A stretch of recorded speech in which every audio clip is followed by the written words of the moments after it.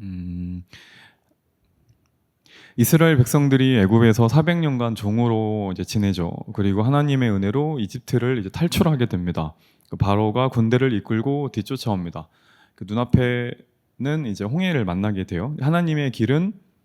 하나님이 인도하시는 길은 육지가 아니었습니다. 육지가 아니라 바다였습니다. 하나님은 이스라엘을 홍해로 인도하셨습니다. 홍해가 갈라지게 되고 이스라엘 백성들은 바다를 건넙니다. 그리고 모든 이스라엘 백성들이 하나님을 진심으로 찬양했다라는 것이 오늘 본문의 딱 앞에까지 내용입니다.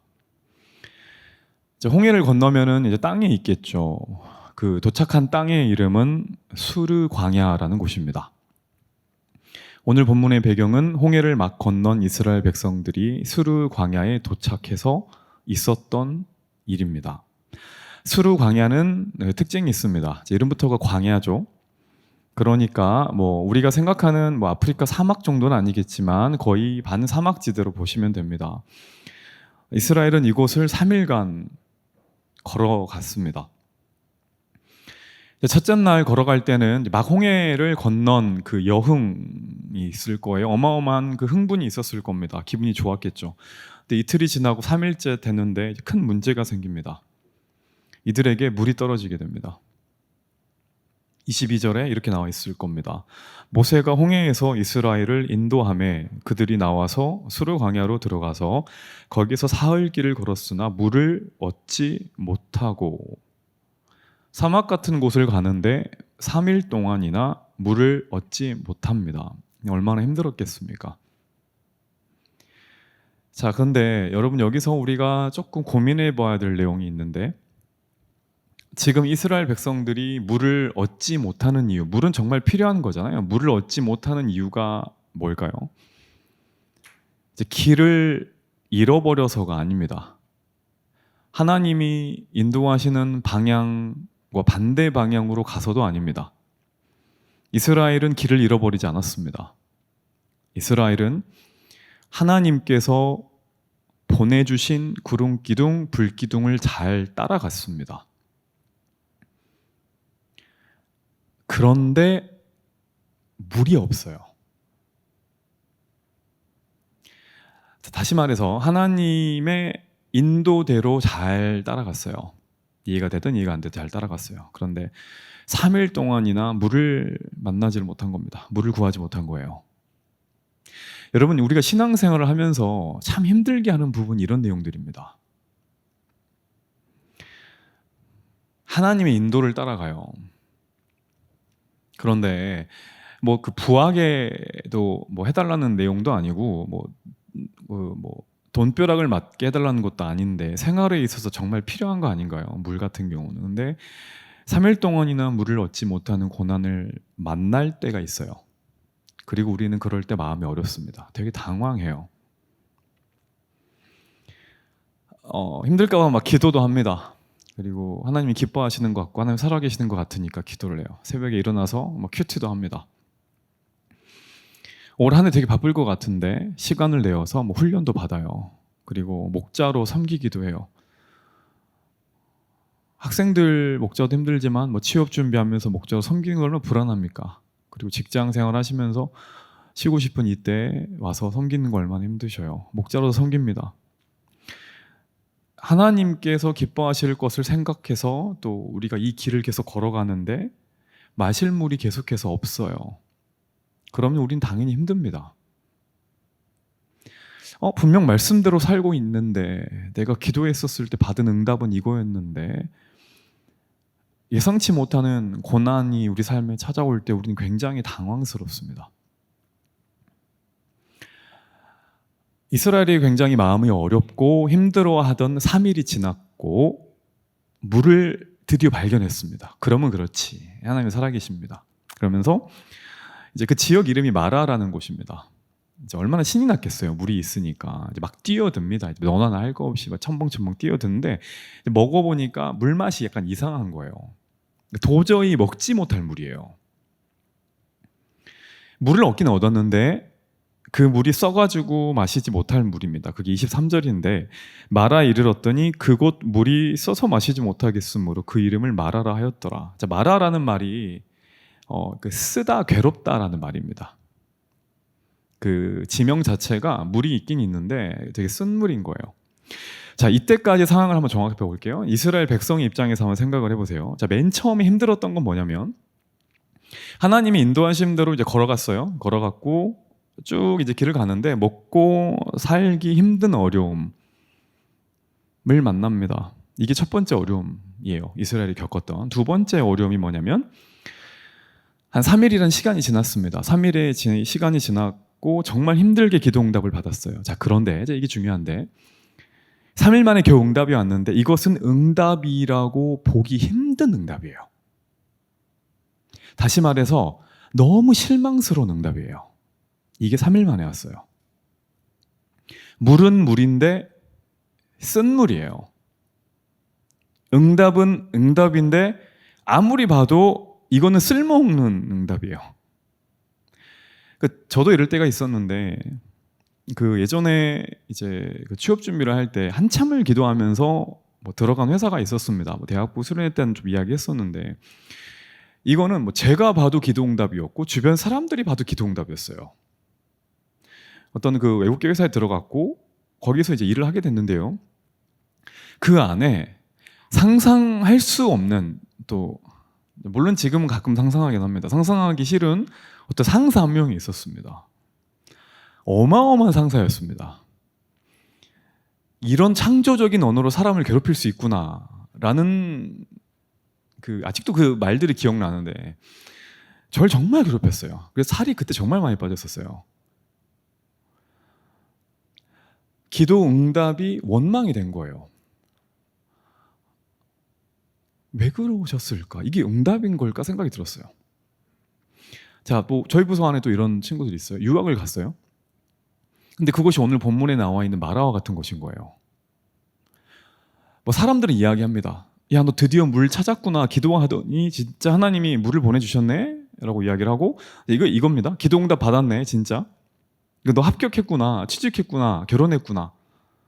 이제 겉으로 볼 때는 물을 찾은 게 맞아요. 이제 기도응답 받은 게 맞습니다. 자, 그런데 우리 삶을 살다 보면은 그 물이 생각보다 쓴 물일 때가 많습니다. 오늘 이 자리에도 이런 경험을 하고 계신 분들이 좀 계시지 않으신가요? 기도하면서 갔던 학교, 기도하면서 들어갔던 직장, 기도하면서 섬겼던 직분인데 이게 쓴 물인 거예요. 나 차라리 이 응답이라면 안 받았을 건데. 지금 이스라엘 백성들이 딱 그런 겁니다. 지금 누구 놀리는 건가? 어차피 못 먹을 거라면 아예 주지를 말든지. 자꾸 이런 마음이 쌓이는 거예요. 그리고 그동안 쌓였던 원망이 터져 나온 겁니다. 이게 오늘 본문의 내용이에요. 자, 그런데 여기서 오늘 주목해 볼 사람이 또 있는데 바로 모세입니다. 지금 이스라엘 백성들과 모세는 똑같이 이제 쓴 물을 만났어요. 이제 같은 고난을 만났다고요. 근데 뭐가 달라요? 반응이 다릅니다. 하도 많이 얘기해서 이제 아시겠죠? 신앙은 반응이 다른 거예요. 모세는 반응이 다릅니다. 먼저 이스라엘 백성들의 반응을 볼게요. 24절 다시 보시면 백성이 모세에게 원망하여 이르되 우리가 무엇을 마실까 하매 이들의 반응은 원망입니다. 백성들이 누구를 원망해요? 모세를 원망합니다. 왜 하나님을 원망하지 않았을까요? 하나님 안 보이니까. 일단 눈앞에 보이는 놈부터 패자, 약간 이런 느낌이 든 거예요. 모세부터 잡는 겁니다. 그냥 눈에 보이는 모세에게 엄청 원망을 하는 겁니다. 여러분은 우리 모습이 이렇지 않습니까? 한 주 동안 한번 생각해 보세요. 어떤 모습이냐면 기도하면서 뭔가를 응답받았어요. 기도하면서 그 길을 걸어가요. 그런데 자꾸 뭐가 안 풀려요. 고난을 만나요. 그럴 때 우리 삶에서 내 입에서 제일 많이 나오는 말이 내 주위 사람들을 원망하는 게 아니냐 이 말이에요. 삶이 힘들어져요. 그럼 가정 탓을 해요. 내가 왜 이런 집에 태어나가지고. 이것도 응답이야? 하나님이 날 여기 보내셨다고? 집을 원망합니다. 교회에서 힘든 일을 만나면 내 옆에 동역자 탓을 합니다. 내가 왜 얘를 만나가지고 내 이렇게 삶이 힘들어지지? 교회 생활이? 학교도 그렇고 내가 왜 얘를 만나가지고 내 인생이 꼬이는 거지? 회사도 그렇고요. 자, 가만 보세요. 늘 원인을 주변 사람들에게 찾는 사람이 있어요. 그게 지금 이스라엘 백성이에요. 우리는 어떤가요? 근데 모세를 보세요. 모세도 지금 똑같은 고난을 만났거든요. 근데 지금 모세의 반응이 뭐예요? 25절 말씀 보시면 앞부분 짧게 한번 읽어볼까요? 시작. 모세가 여호와께 부르짖었더니. 원망이 아니죠. 모세의 반응은 뭐예요? 기도입니다. 목마름이라는 것과 첫 번째 고난과 두 번째 고난인 쓴 물이라는 말도 안 되는 기도 응답이 모세를 피해간 게 아닙니다. 모세도 목마르고 힘들었어요. 모세도 물 먹고 싶었어요. 모세도 낙타가 아니에요. 모세도 목말랐다고요. 더 억울했어요. 어떻게 보면은. 근데 모세의 반응이 뭐예요? 여호와께 부르짖었다. 이게 기도입니다. 딱 두 개로 나눌 수는 없지만 여러분 한번 곰곰하게 우리 일주일 한번 생각해 볼까요? 우리는 이스라엘 백성의 모습에 가깝나요? 모세의 모습에 가깝나요? 여러분 우리 말씀대로 살아가다가 문제를 만나요. 말씀대로 살아간다는 것은 문제를 제외시킨다는 것을 의미하지 않습니다. 말씀대로 살아간다는 것은 문제를 만났었을 때 어떠한 반응을 보이느냐를 결정한다는 거예요. 모세의 반응은 하나님을 찾는 거예요. 안 찾고 싶겠죠. 저 같아도 안 찾고 싶겠어요. 다른 것도 아니고 말씀대로 살다가 만난 어려움이잖아요. 그런데 모세는 하나님께 더 엎드려요. 제가 이걸 고민해 봤습니다. 왜 모세 그랬을까? 그 결론쯤에 말씀드릴게요. 자, 생각해 보세요. 여러분들이 모세입니다. 그러면 나를 원망하는 막 백성들이 있어요.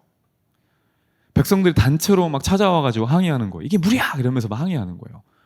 여러분들이라면 어떻게 하시겠습니까? 저 같으면 이렇게 하겠어요. 일단 할 말을 하는 거죠. 억울하잖아요. 나도 이 물 못 먹는다. 나도 억울하다. 나도 목마르다. 내가 데려왔냐. 나도 저거 지금 너희들이 보고 있는 구름기둥 불기둥 따라왔거든. 근데 왜 나한테 그래? 라고 말했을 것 같아요. 하소연을 했겠죠? 근데 모세가 이런 걸 안 해요? 자, 그 다음에 또 해볼 수 있는 게 이거예요. 다른 방법을 찾아보는 거예요. 지도자잖아요. 그러니까 이제 문제를 어떻게 해결해 보기 위해서 애를 쓰는 거죠. 그러니까 물을 먹을 수 있게끔 정수기를 개발하는 거예요. 말도 안 되는 예를 혼자 해보는 겁니다. 그러니까 정수 시설을 개발해 본다든지, 막 물을 끓여가지고 뭐 어쨌든 뭐 증류적용 통해서 그걸 먹게 한다든지 해본 말인 겁니다. 그냥 막 수색대를 찾아가지고 근처에 다른 물 찾아볼까 막 이런 것들, 이런 노력들을 할 수도 있어요. 그런데 이것도 하지 않아요. 모세가 중요한 게 이거예요. 모세가 가장 먼저 한 게 뭐였냐는 거예요. 기도예요, 기도. 이 자리에 우리 대학부 청년부 리더십들 있죠. 뭐 목자, 마을장, 간사들, 뭐 여러 가지 국장들, 찬양팀들 여러 가지 리더십들 있잖아요. 자, 여러분 이 모습들 기억하셔야 됩니다. 좀 있으면 이제 청년부 수련회 가지 않습니까? 청년부 그 대학부 산장을 청년부는 뭐라고 하나요? 예, 아무튼 그 죄송합니다. 어쨌든 그 있죠. 그 뭐 아무튼 그 수련회 그 조회 그 대장들.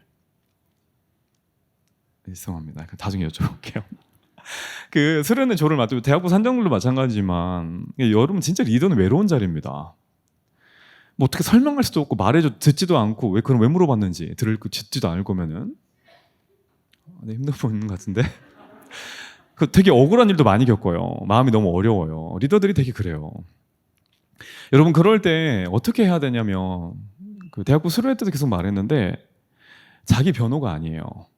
그리고 합리적인 대안을 찾는 것도 아니에요. 바로 그 자리에서 무릎 꿇고 기도하면 됩니다.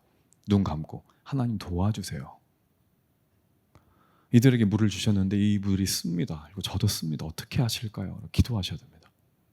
이게 수련의 성패를 결정합니다.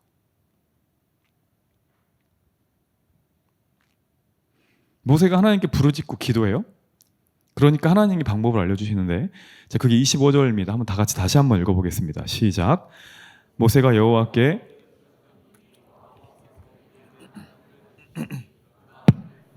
물이 달게 되었더라.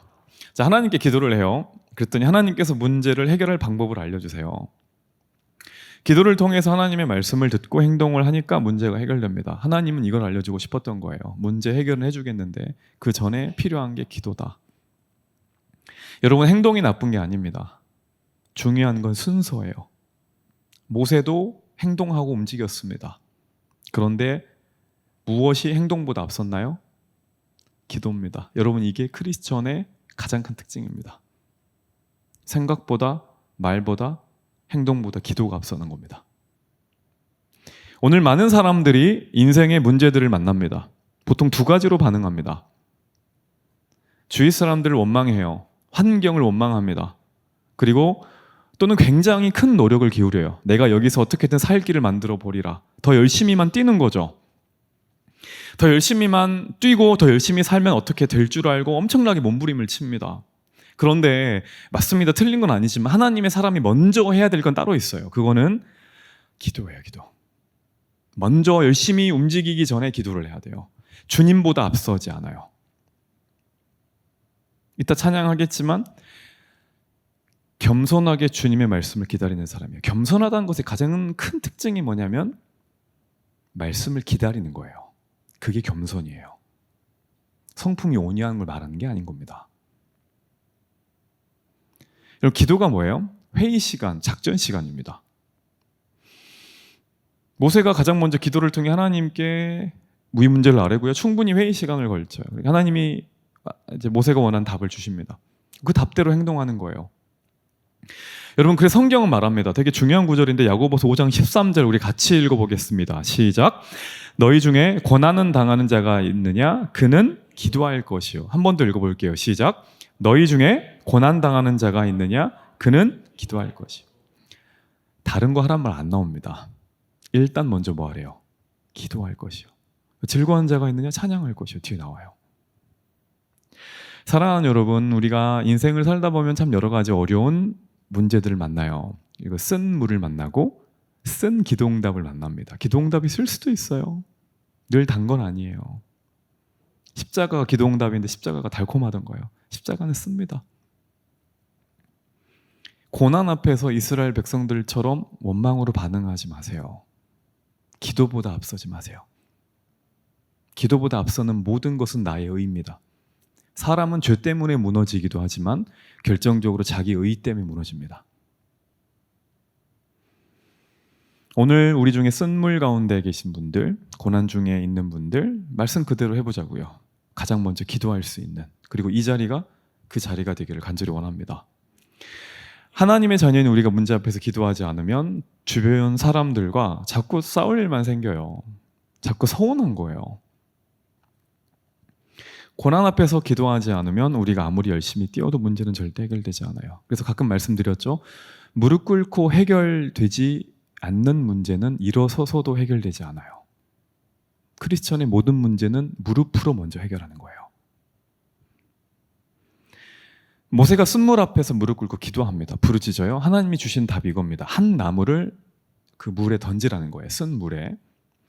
그래서 말씀대로 그 나무를 물에 던집니다. 그랬더니 그 쓴 물이 단물로 바뀌어요. 쉽게 말하면 구정물, 못 먹는 물이 예비양으로 바뀐 거예요. 어마어마한 기적이 나타난 거예요. 이 한 나무가 쓴물 가운데 들어가가지고 먹을 수 있는 물로 바뀌었습니다. 자, 여기서 이 나무가 무슨 나무냐, 대나무냐, 소나무냐, 참나무냐, 느티나무냐는 전혀 중요한 게 아니겠죠. 하나님의 말씀에 순종했기 때문에 능력이 나타난 거지, 나무의 종류에 따라서 능력이 나타난 것은 아니기 때문에 그래요. 자, 그러면 뭐가 중요하냐면 나무의 종류가 아니라 나무의 의미입니다. 이걸 우리가 알아야 돼요. 여러분, 쓴물을 단물로 고쳤던 이 나무는 무엇을 의미할까요? 신약까지 확장하면 무엇을 의미할까요? 십자가입니다. 십자가. 예수님의 십자가를 상징해요. 여러분, 원래 마라 지역에 있었던 그 물은 천지창조 때도 썼을까요? 안 썼겠죠. 원래 물은 쓰지 않아요. 하나님은 물을 쓰게 창조하신 적이 없어요. 원래 물은 쓰지 않습니다. 하나님은 태초에 세상을 만드시고 창조하실 때 물을 쓰게 만들지 않으셨어요. 그런데 마라의 물이 쓴 물이 되었다는 것은 어떻게 되었다는 말이냐면 변했다는 겁니다. 이유는 모르지만. 여러분, 세상이 꼭 그래요. 하나님은 세상을 정말로 아름답게 창조했어요. 그런데 세상이 변해버렸어요. 왜 변했냐면 죄 때문에 그래요. 죄 때문에, 우리 인간의 죄 때문에 우리가 다스리고 통치하는 세상도 오염돼 버렸어요. 그래서 로마서 나오잖아요. 하나님의 아들들이 나타나기를 모든 피조물이 구하고 있다고. 오늘 본문의 표현대로 하면은 하나님이 창조한 모든 세상은 달달한 세상이었어요. 근데 죄로 인해 쓴 세상이 되어버린 겁니다. 겉으로 볼 때는 단물처럼 보여요. 그리고 세상은 이 물을 쓰면서도 먹어요. 그리고 우리에게 마시라고 그래요. 이 물이 뭐예요? 이 시대의 마라의 쓴 물이 뭐냐고요? 사람들이 추구하는 겁니다. 누군가에게는 돈입니다. 누군가에게는 이성의 문제고, 누군가에게는 학벌이고, 누군가에게는 안정된 직장입니다. 그래서 이 물을 마시면 어떻게 되나요? 더 써요. 더 목말라요. 더 갈증을 느끼고 갈급함을 느껴요. 우리가 뭔가를 취했는데 얻었는데 갈급함을 느낀다는 건 다 마라의 쓴물들인 거예요. 문제는 그것이 쓴물인지도 몰라요. 우리 감각이 마비되었기 때문에. 죄로 인해 영적인 감각이 마비되어가지고 우리가 취하고 마시고 있는 것이 쓴물인지도 몰라요. 이게 이 세상 아닙니까? 그리고 얼마나 많은 크리스천들이 영적인 감각이 무뎌져가지고 쓴맛을 느끼지도 못한 채 벌컥벌컥 죄의 물을 마시고 있냐 이 말이에요. 이 쓴 세상을 구원하시는 하나님의 방법이 뭔가요? 십자가입니다. 십자가. 나무를 던지는 거예요. 예수 그리스도의 십자가입니다. 하나님은 쓴물과 같은 이 세상을 고치시기를 원하셨어요. 그래서 예수님을 이 땅에 보낸 겁니다. 예수님이 지신 십자가로 세상은 회복되기 시작해요. 그래서 예수님 말씀하시죠. 요한복음 7장 37절입니다. 다 같이 읽어볼게요. 시작. 명절 끝날 누구든지 목마르거든 내게로 와서 마시라. 이게 진짜 물이에요. 내게로 와서 마셔라. 하나님은 세상을 창조하셨어요. 그리고 예수님은 세상을 재창조하신 겁니다. 하나님이 세상을 창조하시고 하셨던 말씀이 뭐예요? 보기에 심히 좋았더라. 완전한 건 아닙니다. 죄로 인한 타락의 가능성 때문에 보시기 좋았다라고 말씀하셨어요. 예수님이 이 땅에 오셔서 십자가의 사명을 완성하시고 하신 말씀이 뭐예요? 다 이루었다. 이 차이를 아시겠습니까? 하나님이 창조하셨던 보기 좋았던 세상이 죄로 인해 오염되고 예수님이 십자가 사건으로 인해 다 이루어진 거예요. 쓴물이 단물이 된 거라고요. 이게 예수님의 십자가 사건의 의미예요. 이게 창조와 재창조예요. 그래서 하나님이 반드시 이 땅에 오셔야만 했어요. 다른 피조물이 있으면 안 돼요. 모든 것을 창조하신 그분이 다시 창조를 하셔야 했어요.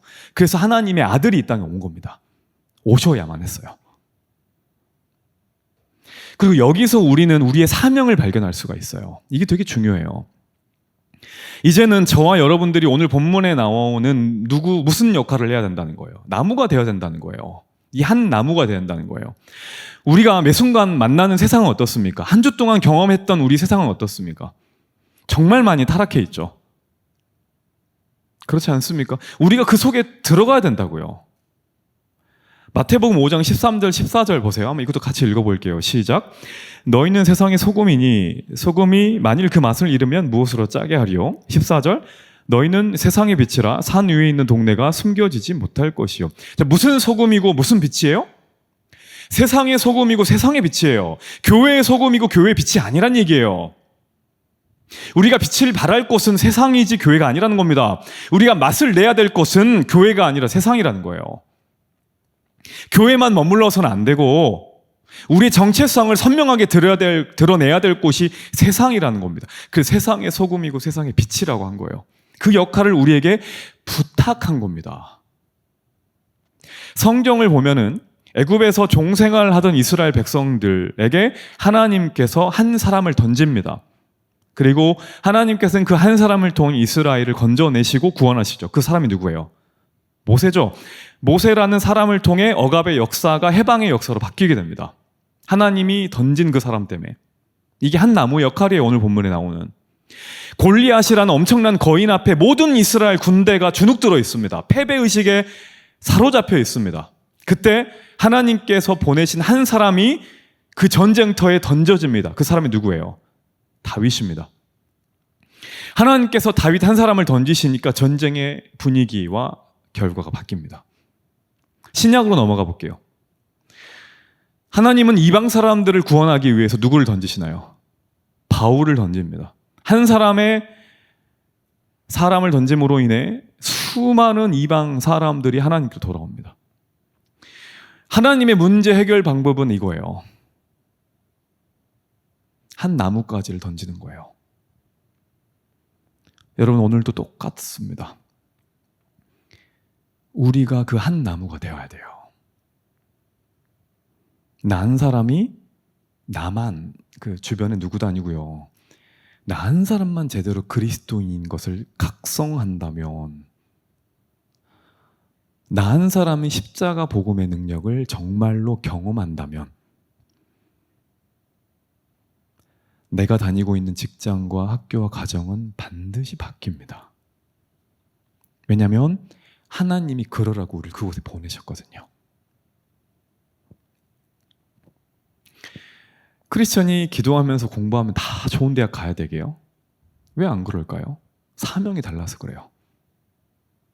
그곳에 가야만 사명이 있기 때문에 그래요. 나는 그 친구를 만나야 하기 때문에 그래요. 천하보다 한 영혼이 귀하다면서요. 그 영혼을 내가 만나야 했기 때문에 거기 간 거예요. 그래서 쓴물과 같은 그곳이 나로 인해 단물이 되는 샘으로 변하기를 주님이 간절히 원하고 있다고요. 그게 우리의 사명입니다. 그런데 우리는 어떤가요? 쓰디쓴 환경을 놓고 기도하고 변화시키기는커녕 오늘 이스라엘 백성들처럼 내가 지금 처한 환경이 쓰다고 쓴 물만 있다고 계속 불평하고 원망하고 있지 않습니까? 학교에서, 가정에서, 직장에서 왜 이렇게 물이 써요? 라고 원망하고 있지 않냐 이 말이에요. 왜 우리를 하필 그 쓴 물로 보내셨을까요?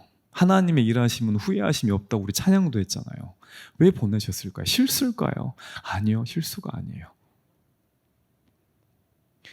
너희가 그 쓴물 가운데 한 나무가 되어주면 안 되겠냐 이겁니다. 너희가 십자가를 지고 그곳에 가면 안 되겠냐 이거예요. 그 쓰디쓴 환경이 너희들로 인해 단물이 되면 어떨까 이겁니다. 이게 주님의 바람입니다. 그런데 우리가 늘 하고 있는 건 뭐예요? 맨날 환경을 평가하고 판단하죠. 우리 학교는 이래서 안 좋아. 우리 직장은 이래서 안 좋아. 우리 집은 이게 문제야. 그래서 늘 탈출을 꿈꾸고 계획하죠. 연말만 되면 이직 생각을 하고. 이직하고 스펙 쌓으라고 하나님이 그곳에 보내셨을까요? 아니, 그것도 주님의 계획일 수 있지만 그것이 1차 목적은 아니지 않을까요? 하나님이 너 미안, 내가 여기 보내야 되는데 너 실수해가 너 여기로 보냈다라고 하시는 분일까요? 그럴 리가 없잖아요. 여러분, 하나님이 우리를 이곳에 보낸 이유, 우리가 처한 모든 그 각자의 환경에 보낸 이유는 한 가지예요. 우리를 통해서 그곳이 예수를 바라보게 하기 위함이에요. 이거 말고는 다른 목적이 없어요. 그런데 우리는 자꾸 어디를 바라보냐면 쓴 물은 싫다는 거예요. 그래서 자꾸 이집트를 바라봐요. 왜냐하면 거기는 쓴 물이 없었잖아요.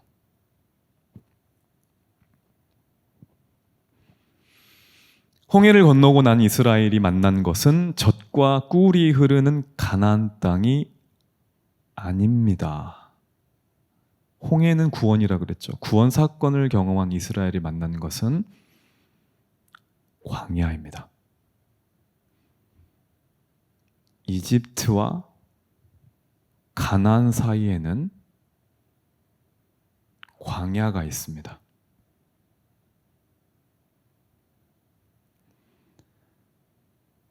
이 말은 하나님께서 우리를 이집트, 즉 죄의 종살이에서 구원하신 이유는 좋은 환경을 주기 위한 게 아니라는 말이에요.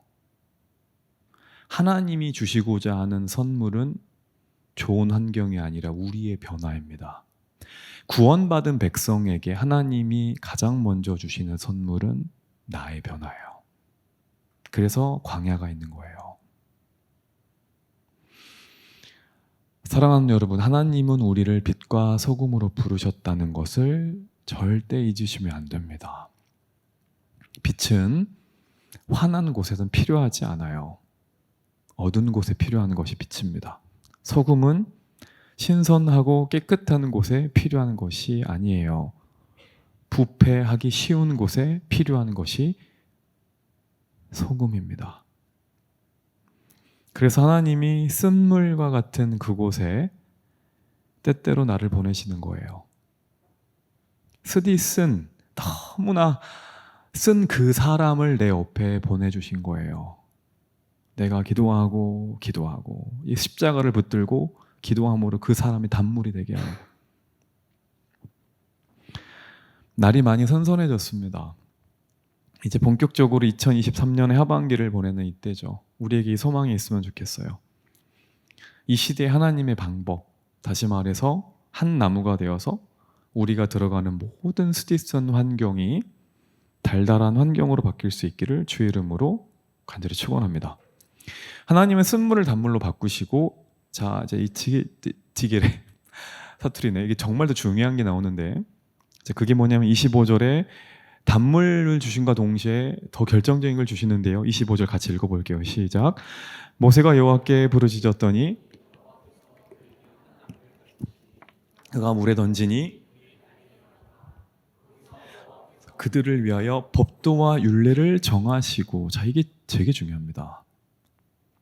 하나님의 이스라엘 백성들에게 주신 것은 결정적으로 뭐예요? 법도와 율례입니다. 법도와 율례가 왜 필요할까요? 이들은 얼마 전까지 애굽에 있었어요. 애굽에는 모든 것이 다 갖추어져 있습니다. 예상이 가능해요. 이제는 애굽을 나왔어요. 모든 것이 없어요. 아무것도 없어요. 준비된 게. 앞서 말한 물도 없었어요. 애굽에서는 물을 마시지 못한 적이 없었거든요. 근데 이제는 모든 것이 부족하고 모든 것이 없어요. 그래서 광야에서 필요한 것은 경험이 아니에요. 광야에서 필요한 것은 지도가 아니에요. 경험의 축적으로 쌓인 게 지도 아닙니까? 계속 환경이 바뀌기 때문에 사막에선 지도가 필요 없어요. 분명히 모래산이 있었는데, 여러분 사막 같은 거 아시죠? 다음날 산이 없어지는 거 아십니까? 여기에 물이 있었는데 말라버려요. 이게 광야고 이게 사막이에요. 그래서 사막에선 지도가 필요 없어요. 사막에서 길을 잃어버렸을 때 여행객이 어떻게 하나요? 하늘을 보죠. 그리고 무엇을 찾아요? 북극성을 찾죠. 그리고 길을 갑니다. 북극성이 의미하는 게 뭐예요? 방향입니다. 광야에서 필요한 것은 경험이 아니라 방향입니다. 광야에서는 인류의 경험이 축적된 지도가 필요한 게 아니라 나침반이 필요해요. 변하지 않는. 그래서 이스라엘 백성에게 법도와 율례를 주신 겁니다. 왜냐하면 그 전까지 이스라엘 백성들은 기적을 봤기 때문에 그래요.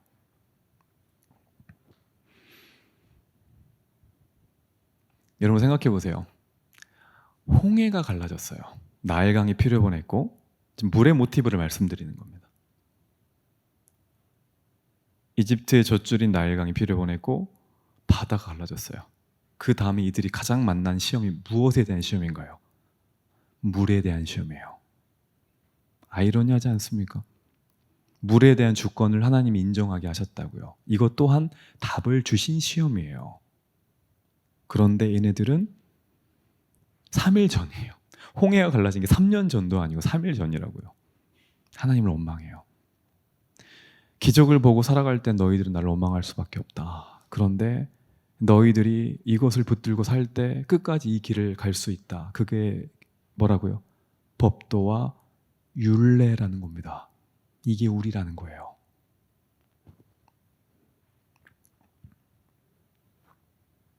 우리도 마찬가지입니다. 우리는 구원받은 사람들이에요. 애굽을 나왔어요. 근데 아직도 애굽 마인드를 가지고 있어요. 정착하려고 그래요. 안정된 삶을 추구하려고 그래요. 여러분, 크리스천들의 삶이 안정될까요? 저는 그렇게 생각하지 않거든요. 경험을 의존하려고 그래요. 보다 정밀한 삶의 계획과 지도를 가지고 있으면 잘 살 것 같다 생각해요. 그렇던가요? 아닙니다. 저도 계획을 세우기 좋아하고 잘 세우는 편인데 제 인생의 계획대로 된 것이 거의 없습니다. 안 돼요. 우리 인생은 광야이기 때문에 그래요. 길이 수시로 바뀌고 환경이 수시로 바뀌어요. 그래서 우리에게 필요한 것은 나침반이에요. 방향이에요. 무엇이 우리의 변하지 않는 방향이 될 수 있을까요? 그게 바로 하나님의 말씀, 곧 법도와 율례입니다. 오늘 이 자리에 광야와 같은 삶을 살고 있는 모든 대학부 청년부 형제 자매들을 위로하고 축복합니다. 우리 손에는 지금 무엇이 쥐어져 있을까요? 세상을 살아갈 때 부족함이 없을 것 같다 생각하는, 잘 먹고 잘 살 수 있는 방법이 알려져 있는 방법론인가요? 지도인가요? 아니면 하나님을 그저 바라볼 수밖에 없는 나침반인가요? 내 손에 꼭 쥐고 있는 그것은 무엇일까요? 우리가 하나님의 방법이 되어 학교로 들어가고 세상으로 들어갈 때 우리는 무엇을 가지고 그 학교와 세상으로 들어가나요? 그들이 가지고 있는 것과 똑같은 지도를 가지고 들어갑니까? 아니면 그들이 갖지 못한 말씀과 율례를 가지고 들어갑니까? 우리가 가져가서 들고 가는 이겁니다. 말씀이에요. 이 말씀이 우리보다 앞서갑니다. 그래서 우리가 그걸 따라갈 수 있는 거예요. 오늘 이 자리에 방향을 잃어버리신 분들이 있다면 다시 말씀으로 돌아가십시오.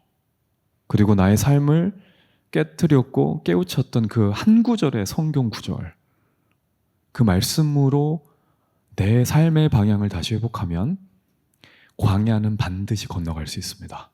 그리고 그것이 하나님이 우리를 세상에 던지시고자 하는 가장 중요한 방법입니다.